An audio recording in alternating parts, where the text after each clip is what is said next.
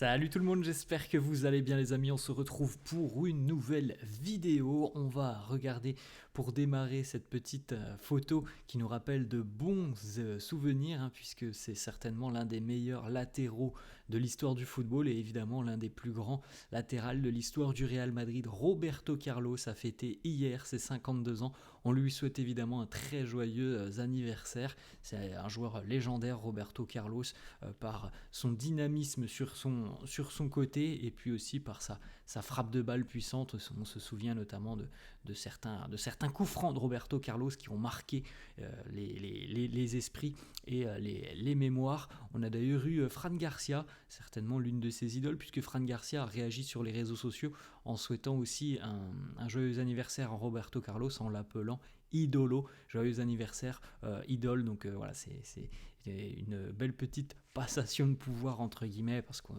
on va pas se mentir, Fran Garcia n'a pas toutes les qualités de Roberto Carlos. On enchaîne les amis avec les unes des quotidiens madrilènes. Le quotidien AS qui titre El Momento del Tridente. C'est le moment pour le trio en attaque d'enfin montrer une connexion plus aboutie, d'enfin tout simplement se mettre dans une disposition de match de gala. On est maintenant à 4 jours de la rencontre face aux Gunners, où il faudra renverser une situation bien mal embarquée.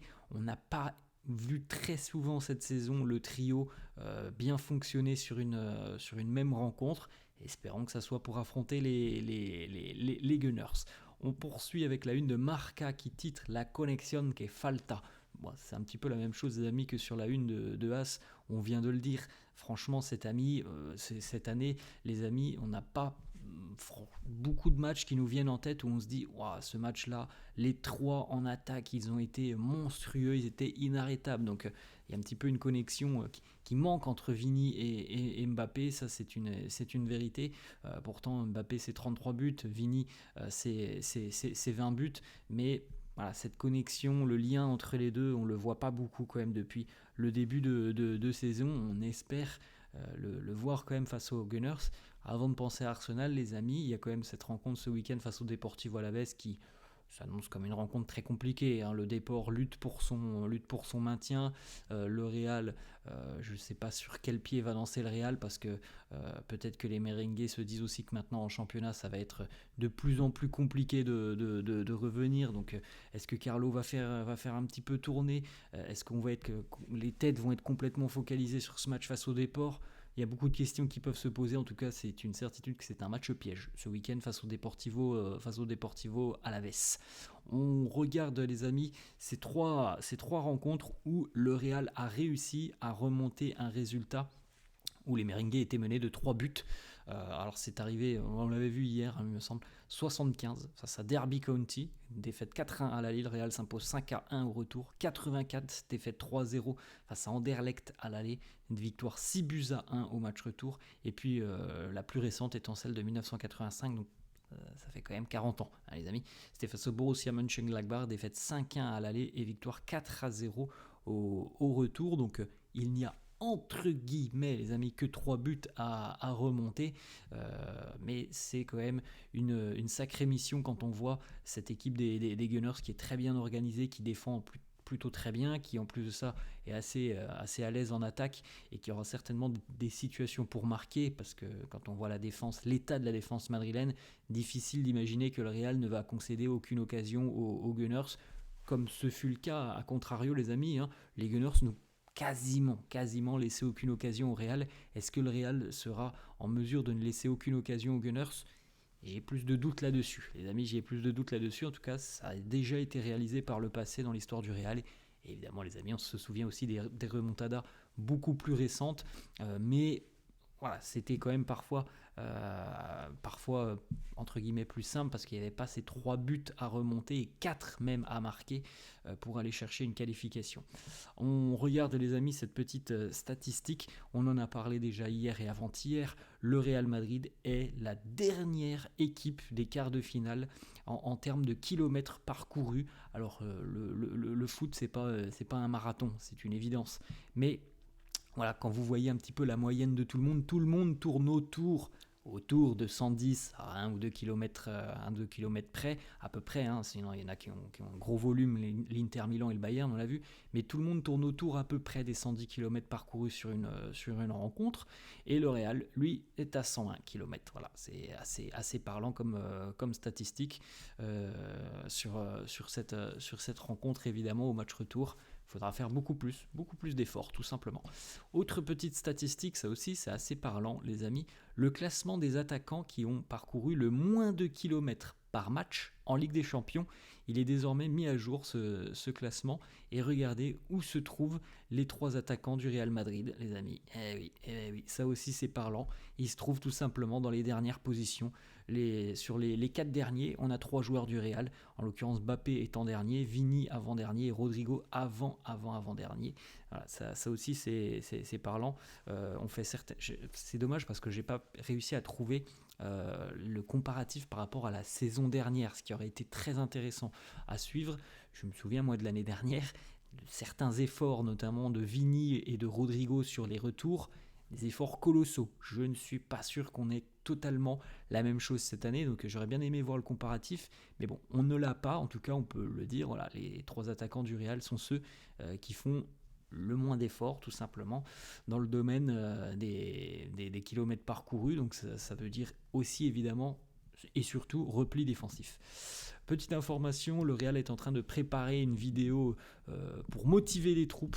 Cette vidéo sera diffusée et montrée aux joueurs juste avant leur départ pour le Bernabéu. D'ailleurs, on devrait avoir un accueil assez spécial puisqu'il me semble que les ultra sourds seront de retour à l'extérieur du stade lors du cortège qui emmène le bus vers le Bernabéu.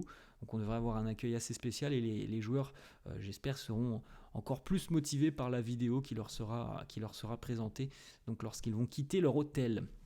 On rappelle les amis que pour ce match de ce week-end face au Deportivo Alavés, Carlo Ancelotti est suspendu, donc ça sera le fiston Davide qui sera sur le banc de touche. Pour Carlo, les amis, c'est encore une fois une finale hein, pour lui, pour le Real aussi, les amis. Mais Carlo joue son avenir. Là, sur le match de demain et le match face à Arsenal, il joue pleinement son avenir. Imaginez demain que le Real perde des points contre Alavés et qu'on soit éliminé face aux Gunners, je pense sincèrement que Carlo ne sera plus l'entraîneur du Real. Donc il joue véritablement son avenir là sur les 5 prochains jours.